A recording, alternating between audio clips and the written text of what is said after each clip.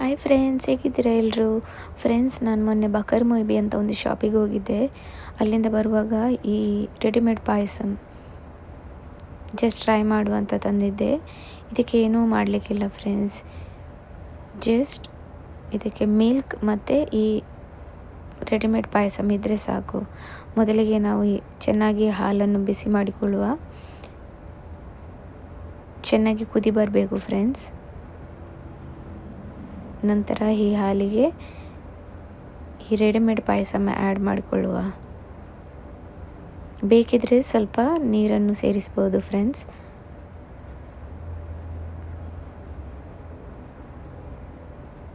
ಇದನ್ನು ಹಾಕಿ ಚೆನ್ನಾಗಿ ಮಿಕ್ಸ್ ಮಾಡಿಕೊಳ್ಳುವ ಫ್ರೆಂಡ್ಸ್.